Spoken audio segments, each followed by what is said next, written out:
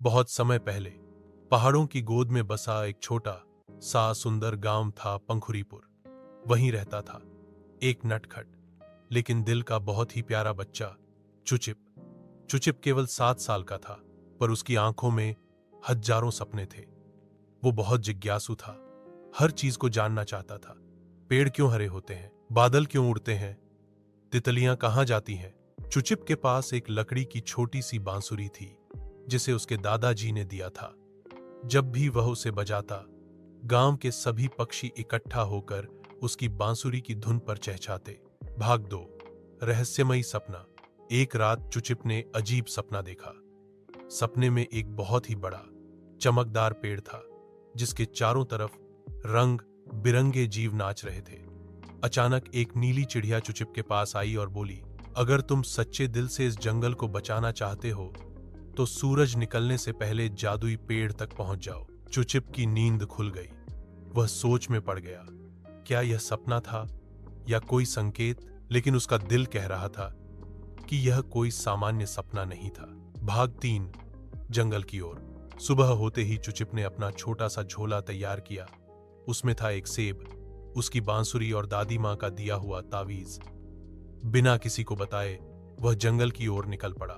जंगल बहुत घना और रहस्यमयी था। पहल तो डर लगा, लेकिन धीरे धीरे पेड़ों की सरसराहट, पक्षियों की आवाजें और तितलियों का साथ उसे हिम्मत देने लगा। रास्ते में चुचिप को कई अजीब जीव मिले। एक बोलने वाला मेंढक जो गाना गाता था, एक खरगोश जो उल्टा दौड़ता था, और एक पेड़ जो खुद को बूढ़ा बाबा वृक्ष कहता था। बूढ़ा बाबा वृक्ष बोला, जादुई पेड़ तक पहुंचने के लिए तुम्हें 3 परीक्षाओं से गुजरना होगा। पहली परीक्षा है सच बोलने की हिम्मत। भाग 4, पहली परीक्षा, सच का आईना। चुचिप को एक तालाब के पास ले जाया गया। वहां एक आईना रखा था। उस आईने में चुचिप को उसका खुद का डर दिखा, जब उसने झूठ बोला था कि उसने कांच नहीं तोड़ा, जब उसने अपने दोस्त की पतंग चुपचाप रख ली थी। आईना बोला, सच बोलने की हिम्मत रखो, तभी आगे बढ़ सकोगे। चुचिप ने शर्मिंदा होकर उन सभी झूठों को स्वीकार किया और माफी मांगी। तभी आईना मुस्कुराया और रास्ता खुल गया। भाग 5, दूसरी परीक्षा, मदद करने का दिल। अब चुचिप एक गहरी खाई के पास पहुंचा। वहां एक छोटी बिल्ली फंसी हुई थी, जो डर से कांप रही थी। खाई पार करने का एक ही रास्ता था, एक पतला सा लकड़ी का पुल।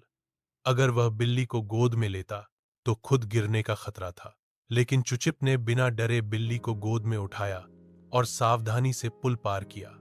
बिल्ली उसके कंधे पर चढ़ गई और बोली, तुमने दिल से मदद की है, अब रास्ता तुम्हारे लिए खुल गया। भाग 6, तीसरी परीक्षा, खुद पर भरोसा।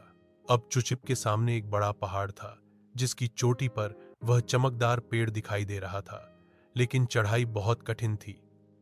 तभी उसके मन में डर आया, क्या मैं कर पाऊंगा? तभी उसे दादी मां का तावीज याद आया। उसने तावीज को छुआ और आंखें बंद कर लीं।